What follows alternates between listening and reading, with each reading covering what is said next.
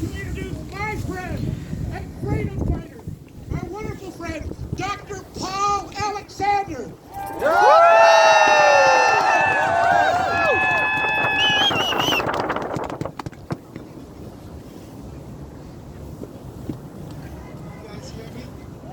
No! Louder!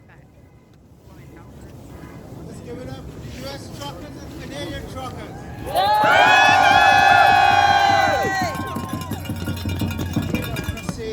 I think we're creeping towards. I'm just gonna sneak around. I'm just gonna sneak in front of you, honey. I'm just gonna sneak in front of you. Thank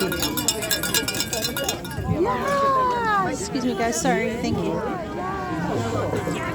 That's all right. Excuse me, guys. Sorry. Thank you. Thank you. Thank you. You're good. Thank you. Really, I should have brought my passport. I mean, it's only 2 hours up north. Ability that they can. Again, we take it back peacefully, civilly, legally. We could never comply our way out of a totalitarian government. Never. And that's where we are today. And I want to start again by saying big props and big praise for the U.S. truckers and the Canadian truckers for taking this stand.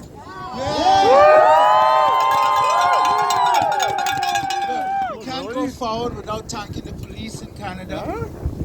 The Blue in Canada is one of the best, all levels of the government. The police in the United States of America, our border patrol people. Thank you very much for all that you're doing today. Thank you.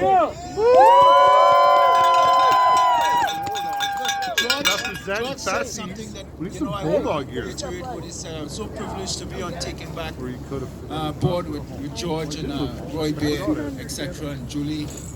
The reality about it is that we have a serious problem right now. And the problem is that we have this issue about these vaccine passports. And I think people are misled from the sense that you think that you take the vaccine and you get these passports. Do you want to hold mine? It has a pole. But from the moment you take I was going to go to the edge. you actually Sorry, I'm just going to work to the edge so my flight doesn't smack anybody. You begin to lose them. That's because right. the That's why government I've got will mine down. I arbitrarily didn't want take, to Smack cut anybody. you off and shut your life down. The persons who've been vaccinated and think that these passports give them freedom, they're actually in a more compromised position than the unvaccinated person because you could be switched off.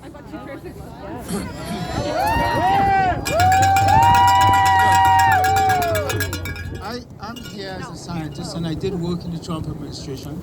I was very privileged to do that. I want to talk about the science briefly because I know Julie, Dr. Bonas wants to come up and then Dr. Hodgkins tomorrow. I've had the privilege to work with giants in the world, people like Dr. Peter McCullough. We had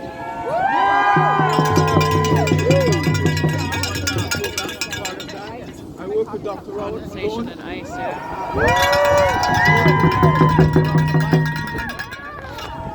I work with all of these people, Dr. Harvey Rich, and I want to focus right now on the science. What does the science tell us?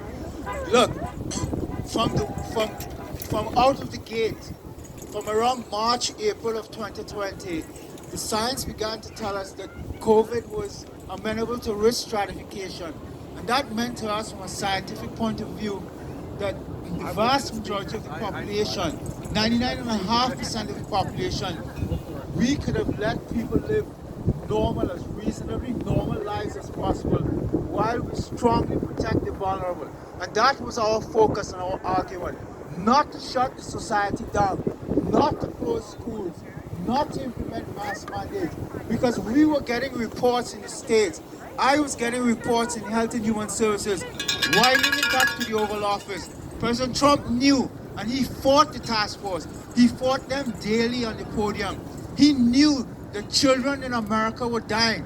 We got reports of young children, 8, 9 years old, committed suicide in America because of the lockdowns, because of the school closures. So we knew we had to end it. So it was a fight.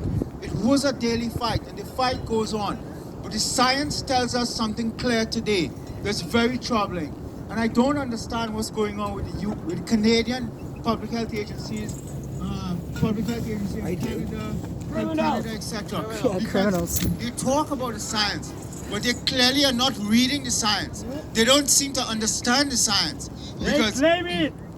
They claim the science tells us clearly right now that when we look at the data, we have studies coming out of Vietnam, out of Singapore, out of France, Denmark, Seychelles, Gibraltar, UK, Scotland, telling us that the difference between the vaccinated and the unvaccinated person is almost zero in terms of immunity.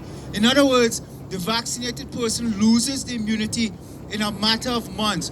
The Pfizer vaccine loses 40% antibodies per month. In a matter of 2 to 3 months, there's zero.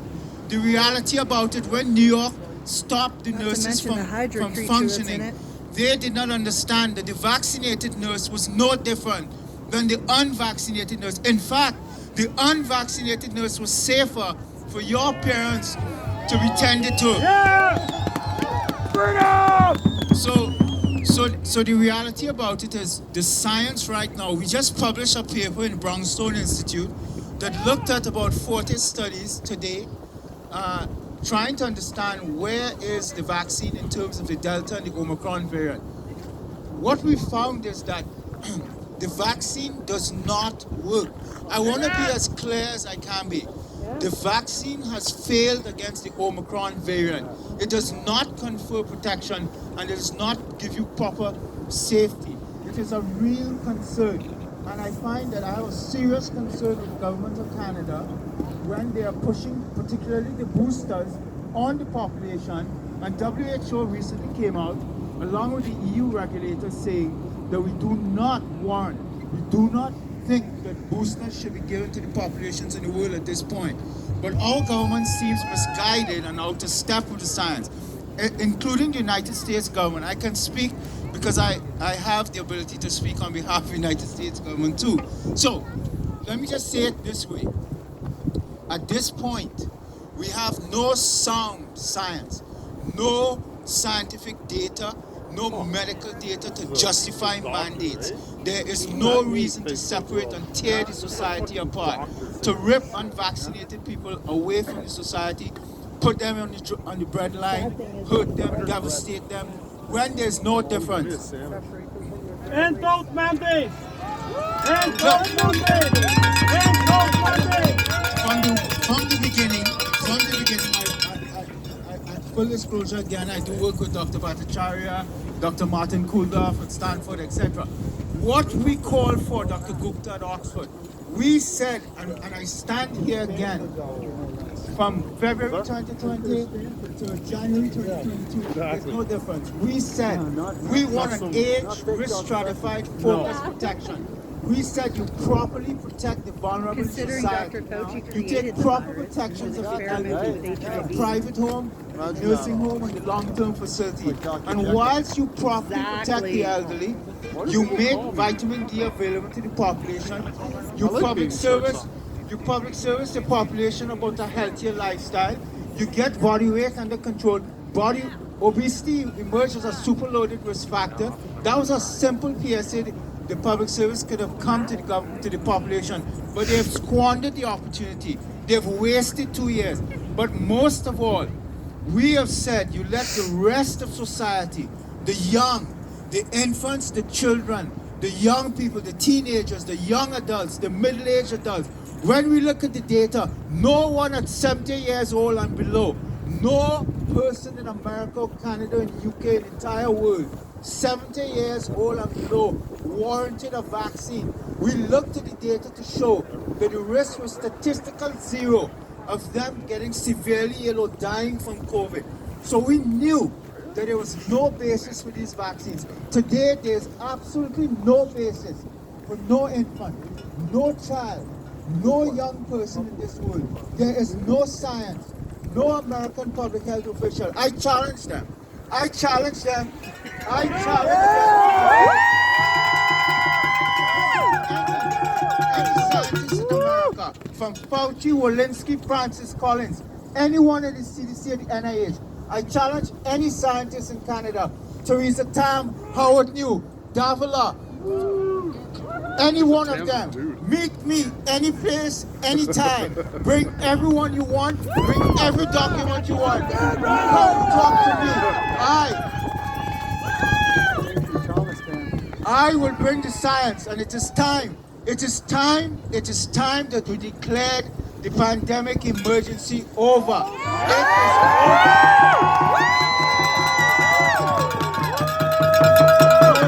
COVID is winding down. It is done. Omicron has presented an off-ramp. Omicron has presented an exit strategy for the United States government and for the Canadian government, if they're brave, if they're bold, to take it, take this exit strategy.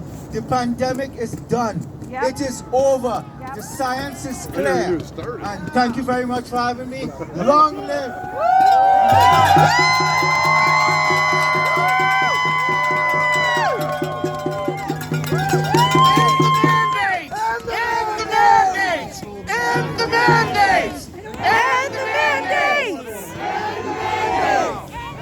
Thank you so much. The last person from the Taking Back